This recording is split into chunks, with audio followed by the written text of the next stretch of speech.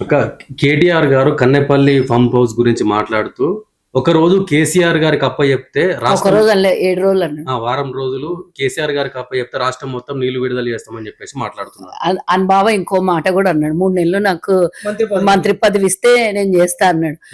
10 ఏళ్ళు ఇస్తే 3 ఫీల్డ్ తెలంగాణకి ఇంకా సరిపోక ఇంక 7 రోజులు ఇవ్వాలంట. అడక తినేటోనికి 60 ఊర్లు అంట, వణుక తినేటోనికి ఒక్క ఇల్లు అంట.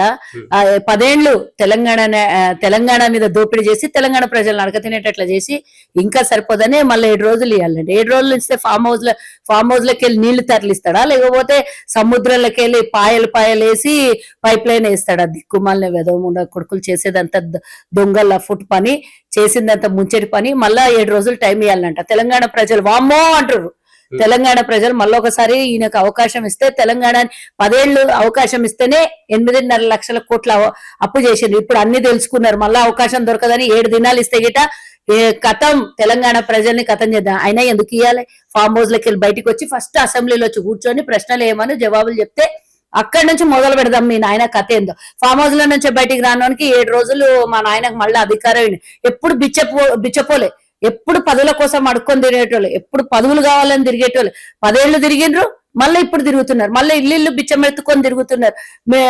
కాంగ్రెస్ ప్రభుత్వం ఇట్లా చేసింది, కాంగ్రెస్ ప్రభుత్వం అట్లా చేసింది, మళ్ళా మేము తప్పయింది, మేము కార్యకర్తల్ని ఇట్లా చెయ్యము, మేము మళ్ళీ ఒకసారి కార్యకర్తల్ని మంచిగా చూసుకుంటాము, అంత మొగడు చచ్చినాక ముండ హుషారైందంట. అంత పోయినాక ఇప్పుడు మేము అది చేస్తాం అని చెప్తే కథలు చెప్పెడితే ఎవరు నమ్మేటోళ్ళు లేరు, వినేటోళ్ళు లేరు. తెలంగాణ ప్రజలు మీకు అసలు గాలి సోకితేనే పాపం అనేటట్లున్నారు. గాలి ఎందుకు?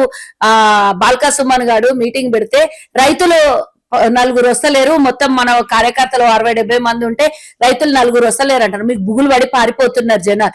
అట్లాంటిది మీ నాయనకు మళ్ళీ ఒకసారి అధికారం ఇస్తారా? మీకు తెలుసు రాదని అధికారం.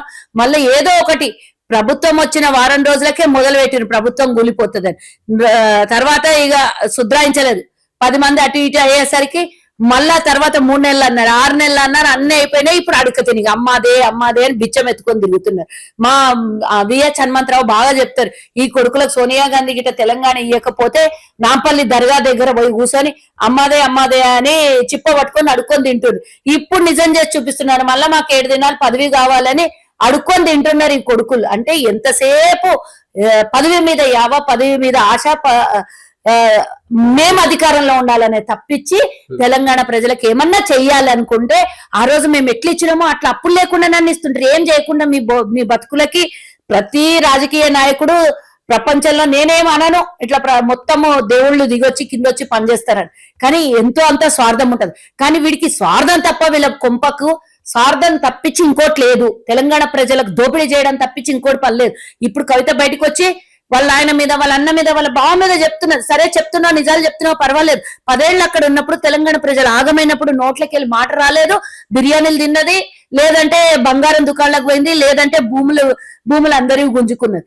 ఆ రోజు 10 ఏళ్ళు ఎదురండి. ఇప్పుడు వచ్చి ఒగల ఏడుపులు ఏడ్చుకుంటా మా నాయన అంతే. వాళ్ళకి అంత ఆస్తుల పంపకాలు, తెలంగాణ ప్రజల దగ్గర దోసుకొని తినుడు.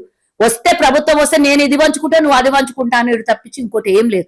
కాబట్టి ఈ దొంగల్ని నమ్మేది లేదు. ఆల్రెడీ ముంచేసినటువంటి కాళేశ్వరంకు మళ్ళీ ఏంది, ఒక సినిమాలో బాబు మోహన్ ఇట్లా కొండెత్తుతాడు చూడు, అట్లా గిట్ట ఎత్తుతాడేమో. వాళ్ళ నాయన వచ్చి కింద పిల్లర్ల కింద చేయి పెట్టి ఇట్లా కొండెత్తి పట్టుకుంటాడేమో. వానాకాలం పోయింది అక్క, వారం రోజులు కాదు, కనీసం 3-4 నెలలు ఉంటది. ఒక 160 రోజులు. చిన్న మాట చెప్తా, ఇల్లుకు నువ్వు 4 పిల్లర్లు వేస్తేనే చెత్త పడుతుంది. ఆ మధ్యలో ఎన్నన్నా వేయని 4 దిక్కులో 4 పిల్లర్లు అయితే కావాలి.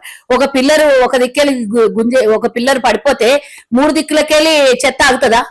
ఆగదు. పేరుగా ఒక రోజు మిగతా 3 పిల్లలకు కూడా ప్రమాదమే కదా.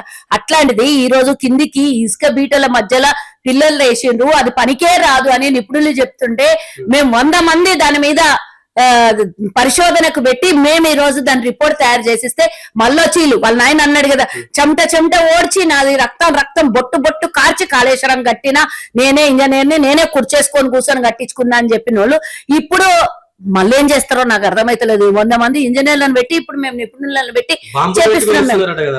బాంబ నువ్వు గిట్లా అంటివి, మరి బాంబ అంటే గిట్ల పోతుందేమో కదా. బాంబ అంటే గిట్ల పోతుందని నాకైతే తెలియదు. మళ్ళీ వాళ్ళు ఒకసారి ఏమో వాళ్ళ నాయన ఏమో ప్రచారంకు పోయినప్పుడు ఖమ్మంకో ఎక్కడో పోయినప్పుడు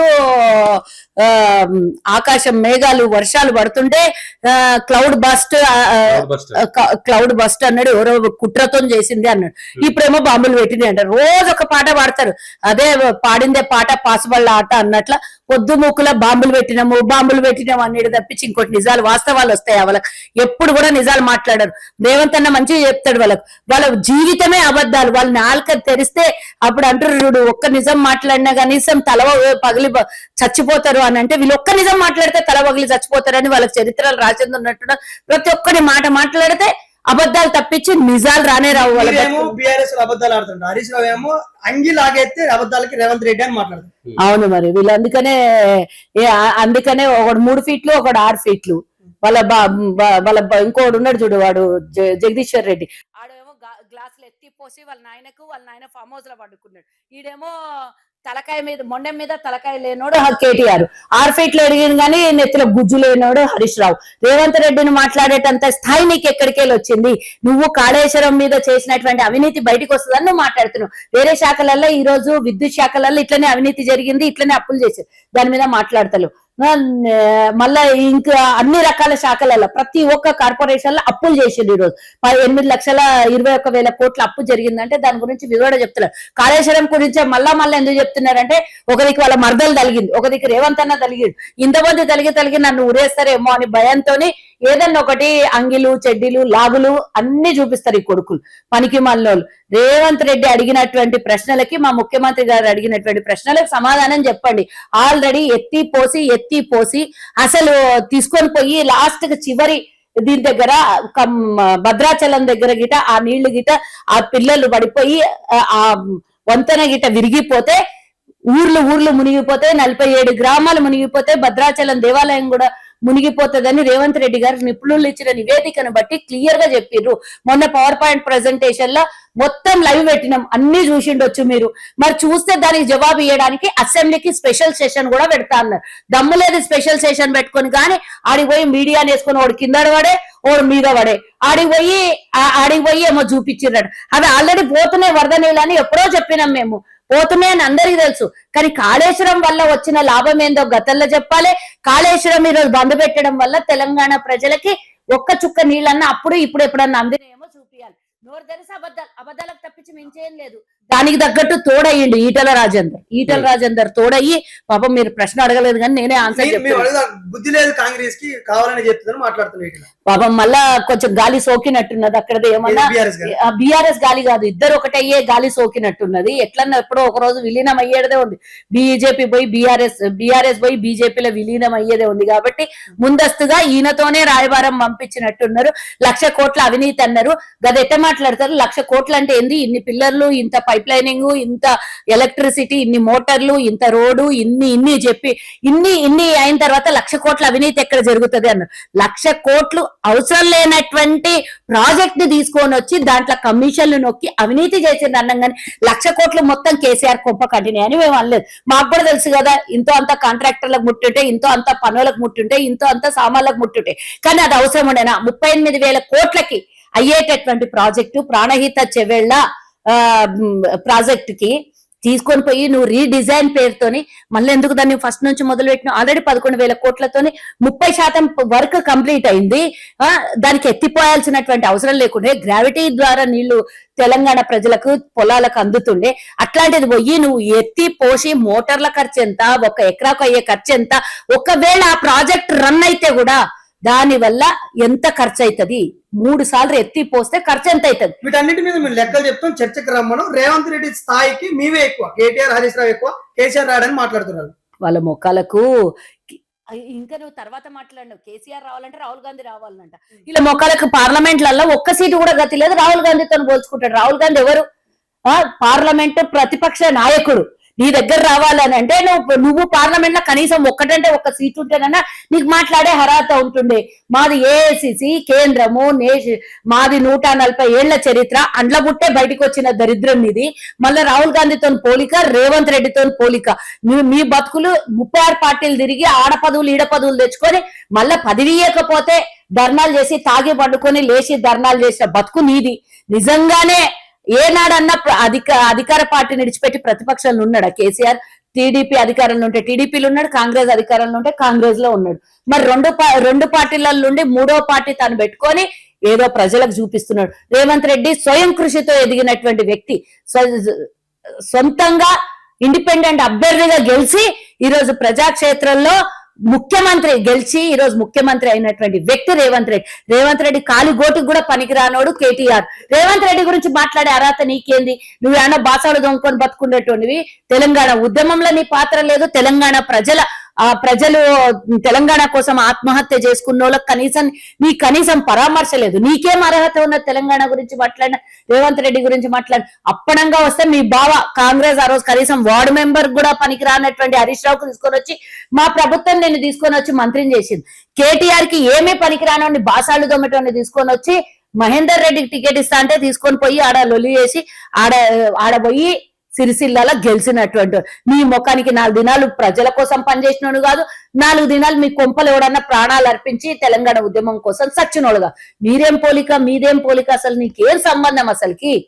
అంతా చేసి ఇప్పుడు ఏంటంటే దొంగ, అదే అంటారు చూడు, దొంగనే వచ్చి దొంగ అని అరిచినట్టున్నారు. దొంగతనం చేసింది వీళ్ళు, దోపిడీ చేసింది వీళ్ళు, మళ్ళీ బయటకు వచ్చి లొల్లి చేసేది వీళ్ళే కదా. రేవంత్ రెడ్డికి అనుభవం లేదు, మొత్తం చంద్రబాబుకి గురుదక్షిణగా చేస్తుండు. నాకు ఎక్స్పీరియన్స్ ఉంది, నా శిష్యుడు నా వెనకనే తిరిగిండు, నేను సలహాలు ఇస్తాను హరీష్ రావు. ఈ నెంబర్ తిరిగిండంట నా రేవంత్ రెడ్డి. రేవంత్ రెడ్డి తిరిగిండు, ఏమైనా సలహాలు కావాలంటే నేను ఇస్తాను. మరి అందుకే చెప్తున్నా. మరి నువ్వు ఇంకా నువ్వు పోయి బీజేపీలో సావాలనుకుంటున్నావు, నీ మామ కింద నన్ను ఉండాలనుకుంటున్నావు. కానీ రేవంత్ రెడ్డి ఇండిపెండెంట్ గా వచ్చి ఒక పార్టీలోకి వచ్చిన 5 సంవత్సరాలకే ముఖ్యమంత్రి అయింది. అది రేవంత్ అన్న దమ్ము, అది రేవంత్ అన్నకున్న కెపాసిటీ. నీ బతుకుకి అవినీతి చేసి ఎప్పుడు జైలుకు పోతావో తెలియనటువంటి బతుకు నీది. నువ్వు ఇక రేవంత్ అన్న గురించి మాట్లాడతావు. నా వెనకాల శిష్యుడు ఎప్పుడు వచ్చినావు అనేది కాదు, బుల్లెట్ పేలిందా లేదా అనేది. బుల్లెట్ కూడా గింతే ఉంటది, ఆ బుల్లెట్ పేలిందా అనేది ముఖ్యం. ఎప్పుడు వచ్చినావు, నా ఎంబడి తిరిగినవా, నేను బండి సంజయ్ లాగా చెప్పులు మోసినవా, మీ మామ కాళ్ళు పట్టుకున్నావా, లేకపోతే ఇంకోటి చేసినవా అనేది ఇక్కడ సంబంధం లేదు. ఆయన 20 ఏళ్ల రాజకీయ జీవితంలో ఒకే ఒక్కసారి ఓటమి, అది కూడా పగబట్టి ముఖ్యమంత్రి కేసీఆర్, హరీష్ రావు అందరు పోయి కూర్చొని ఓడగొట్టాలని కంకణం కట్టుకొని ఆడ అవినీతిగా గెలిచినటువంటి కొడంగల్. దాని తర్వాత ఆడ ఓడగొడితే భారతదేశంలోనే రెండో అతిపెద్ద పార్లమెంట్ లో గెలుచుకొని వచ్చినటువంటి రేవంత్ రెడ్డి. నువ్వు రేవంత్ రెడ్డితో పోలిస్తే నీ బొక్క బోధ పడుతుంది, ఇంకా కూడా పాతాళం దొక్కేస్తాడు రేవంత్ అన్న. జాగ్రత్త బిడ్డ. కాంగ్రెస్ పని అయిపోయింది.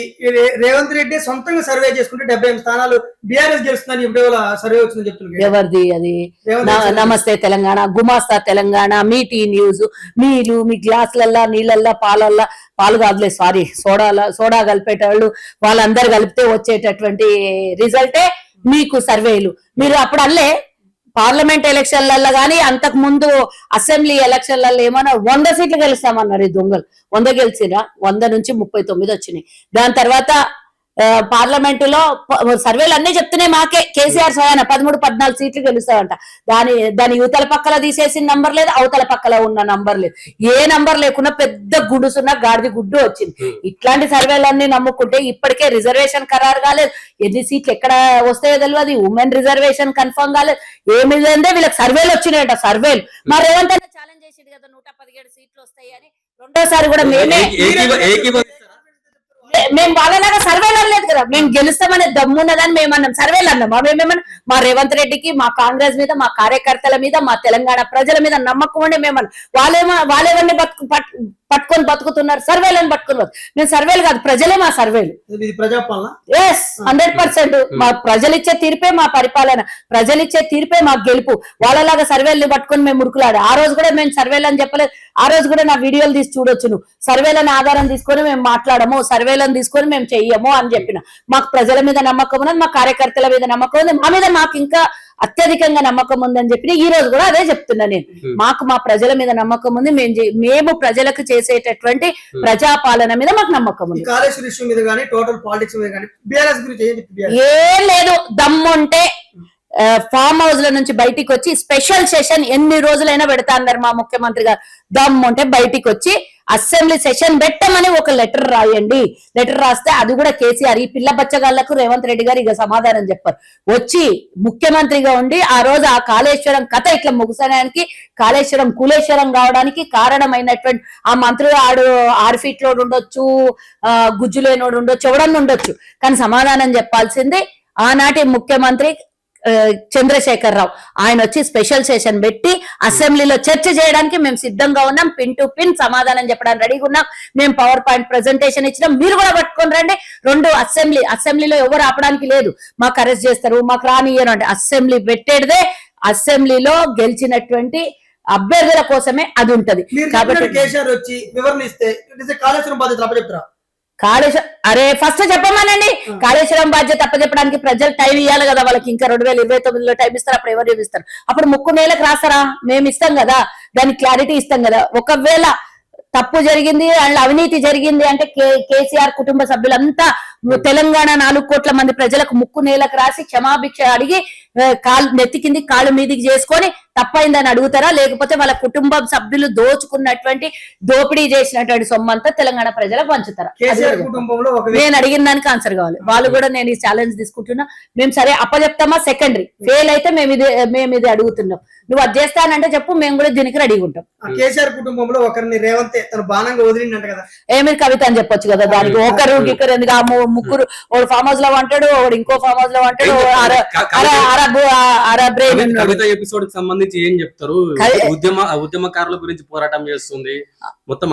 నేను కవిత ఒక మహిళగా, రాజకీయ నాయకురాలుగా, ఇండిపెండెంట్ గా తను ఎదగడానికి నేను ఎక్కడ కూడా అభ్యంతరాలు చెప్పాను యాజ్ ఎ ఉమెన్ గా. బట్ పొలిటికల్ లీడర్ గా మా కాంగ్రెస్ పార్టీ నుంచి ఆమెకి నేను కొన్ని ప్రశ్నలు వేస్తున్నా, సమాధానం చెప్పండి. ఊరుకోండి, ఏంది కూరుకుంటారు? వాళ్ళని ఆయన వదిలిండొచ్చు, బీజేపీ వాళ్ళు వదిలిండొచ్చు, ఎవరికి తెలుసు. నేను అంటున్నా మా పార్టీ వదిలింది కదా, ఆమె అడిగినటువంటి ప్రశ్నలకు సమాధానం చెప్పమని. ఇవందరూ వద్దు. కవిత ఇప్పుడు సంవత్సరం నుంచి వాళ్ళకి రోజు తిడుతుంది. ఆయనకి ఏమో పేరు పెట్టింది కదా హరీష్ రావుకి, గుంటనక్క. ఆ గుంటనక్కకు వచ్చి సమాధానం చెప్పమనండి. కవిత అన్న ప్రశ్నకే నేను చెప్తున్నా. కాళేశ్వరంలో దోపిడీ చేసింది కాక మళ్ళా ఇంకా మాకు మళ్ళీ అధికారం ఇవ్వండి అని అడుగుతారు. ఇంకేంటి ఉన్నది దోసుకుంటారా అని కవిత అడిగింది. మరి మాకు అందరికి సమాధానం చెప్తారు, కవితకి ఎందుకు చెప్తలేరు మీరు? అంటే అసలు విషయం కవితకు తెలుసు కాబట్టి, చెప్తే తన్నులు పడతాయి కాబట్టి, చెప్తే ఉన్న విషయం బయట వేస్తుంది కాబట్టి చెప్పే ధైర్యం లేక కవిత అడిగిన ప్రశ్నలకు సమాధానం చెప్తాను. కవితకు నేను కొన్ని సవాళ్ళు. యాదగిరి గుట్టలో కొన్ని వేల ఎకరాలు అప్పుడు తాను ఎంపీగా ఉన్నప్పుడు బీఆర్ఎస్ లో, ఆనాటి టీఆర్ఎస్ లో ఉన్నప్పుడు వాళ్ళ నాయనని అడ్డం పెట్టుకొని భూములు కొల్ల కొట్టి బినామీల పేరు కొన్ని 100,000 ఎకరాలు అక్కడ ఒక్క చోటనే కాదు, నాకు తెలిసిన విషయాలు నేను చెప్తున్నా. అక్కడనే కాదు, నిజామాబాద్ లో కవిత సెస్ వసూలు చేసింది వాస్తవమా కాదా అడగాలి. యాదాద్రిలో ఎన్నో 100 ఎకరాలు తను బినామీల పేర్ల మీద మార్చి కాంట్రాక్టర్లకు బెదిరించి తొబ్బిందా లేదా చెప్పాలి. ఈడ హైదరాబాద్ లో గచ్చిబౌలి గాని ఇంకోటి ఏరియాలలో ఆమె భూముల కోసం వాళ్ళ నాయన ఆ రోజు 150 కోట్లకు మించి వేలం వేసిండా లేదా అవి చెప్పాలి. తెలంగాణ ప్రజలకు ఎప్పుడన్నా ఆపద ఉన్నదనంటే నాకు అప్పుడు అడ్డంకులుండే, నాకు ఇబ్బందులుండే అంటే నేనేమంటున్నా, ఆమె అప్పుడేమన్నా వెంటిలేటర్ మీద ఉండేనా? బాగానే ఉండే కదా, వెంటిలేటర్ మీద లేకుండే కదా. రోజుకో చీర కడుతుండే, బుర్జు ఖలీఫాలో పోయి బతుకమ్మ ఎగిరేసి వచ్చింది. మరి ఇంత స్వేచ్ఛ ఉన్నామే తెలంగాణ ఉద్యమకారుల గురించో కనీసం ఒక్క మాట, ఒక్క స్టేట్మెంట్, నీ చేతిలో ఫోన్ ఉంటది, ఒక్క ట్వీట్ చేసినవా నువ్వు? చేయలే ఏ రోజు కూడా. పైగా 6 ఏండ్ల పిల్లకి మానభంగం చేసి చంపితే ఆ రోజు బిర్యానీ పాయింట్ ఓపెన్ చేసినటువంటి కవిత. మరి 6 ఏళ్ల పిల్ల చచ్చిపోతే ఎందుకో రాలేదు. ఈ రోజు మొసలి కన్నీళ్లు గార్చి తెలంగాణకి వస్తున్నా అంటుంది కదా. ఇక జయలలిత లాగా అందరు అనుకుంటే అవుతారా? అమ్మవైతే మొన్న ఈ మధ్య కాలంలో జరిగినటువంటి ఎన్నో ఆపదలలో అమ్మలాగా ఎందుకు కాలు పెట్టలేదు, ఎందుకు అడగలేదు, ఎందుకు మాట్లాడలేదు చెప్పాలి. ఎన్నో ఇష్యూస్ జరిగినాయి కదా. మొన్న భగీరథ విషయంలో ఆమె వాళ్ళకి ఎందుకు సపోర్ట్ చేసింది నేను అడుగుతున్నా. అమ్మవైతే తెలంగాణ ఆడపిల్లకు అన్యాయం జరిగినప్పుడు అమ్మలాగా ఎందుకు మాట్లాడలేను? ఆ పొలిటికల్ గా ఎందుకు తీసుకున్నాను? సామాన్య ప్రజలకు జరిగిన అన్యాయం లాగా ఎందుకు నువ్వు బిహేవ్ చేయలేదు? మేమందరం మాట్లాడినాం కదా, నువ్వెందుకు మాట్లాడలేదు? అంటే ఒక అవసరానికి వస్తే పొలిటికల్ గా తెలంగాణ ప్రజల ఓట్లు కావాలంటే అమ్మలాగా మారుతావు. నీకెవరన్నా అక్కడ నుంచి బీజేపీ వాళ్ళతో ప్రెజర్ ఉంటే వాళ్ళ గురించి నోరు తెరవ మాట్లాడవా? ఇవన్నీ కాదు. ఆమె ప్యూర్లీ కేసీఆర్ జుట్ల పుట్టిన ఆమె, రాజకీయం నేర్చుకొచ్చిన ఆమె, రాజకీయ నాడి చదివిన ఆమె. అంటే ఇట్లా మాయ చేస్తే తెలంగాణ ప్రజలు నన్ను నమ్ముతారు అనుకోరు, కానీ 100 జన్మలు ఎత్తిన కేసీఆర్ కుటుంబాన్ని తెలంగాణ బిడ్డలు నమ్మరు. ఎందుకన్నారు చాలా మంది అంటారు, తీర్మాన్ మల్లన్న కూడా అంటాడు నేను సీఎం అవుతా అని. అందరు అనుకుంటారు, నేను కూడా అనుకోవచ్చు, నువ్వు కూడా అనుకోవచ్చు, ఈయన కూడా అనుకోవచ్చు, స్వేచ్ఛ భారతదేశం ఎవరన్నా అనుకోవచ్చు. అనుకునే అన్ని అయితే దేవుడు ఎందుకు అప్ప ఇక మనకు. మీ పార్టీ తరఫు నుంచి మహిళా ఐద్యం అవునా, మేమందరం మా పార్టీలో 100 మంది మహిళల ఉన్నాం, అందరిని విడిచిపెట్టి కవితను తీసుకొని వచ్చి ముఖ్యమంత్రిని చేసేస్తారా మా పార్టీలో? అంటే గేమ్ చేంజర్ అంటుంది కదా, గేమ్ చేంజర్ అని చెప్పేసి అంటుంది. వాళ్ళు ఏమన్నా గేమ్ చేంజర్, వీళ్ళందరూ కలిసి బీజేపీ బీఆర్ఎస్ అన్ని కలిపి ఈమెను తీసుకొని వచ్చి ఇడిచిండ్రేమో బాణం లాగా, అది కూడా గేమ్ చేంజర్ అయ్యి ఉండొచ్చు. ఈ కోణంలో ఎందుకు ఆలోచిస్తలే? నేనైతే అదే కోణంలో ఆలోచిస్తున్నా. వాళ్ళ నాన్నని తిడితే వాళ్ళ నాన్న ఒక్క మాట అన్నాడు, బావని తిడితే బావ ఒక్క మాట అన్నాడు, వాళ్ళ అన్నం తిడితే ఒక్క మాట అన్నాడు. ఇన్ని మాటలు మాట్లాడుతున్న ఒక్క మాట నిజంగానే వాళ్ళ మధ్యలో విభేదాలు వచ్చినాయంటే ఈమె మాటకు వాళ్ళు ఎందుకు సమాధానం చెప్తలేరు? ఇది ఒక్కటి తెలుసుకున్న తర్వాత నా దగ్గర రండి, మళ్ళీ ఆన్సర్ ఇస్తా.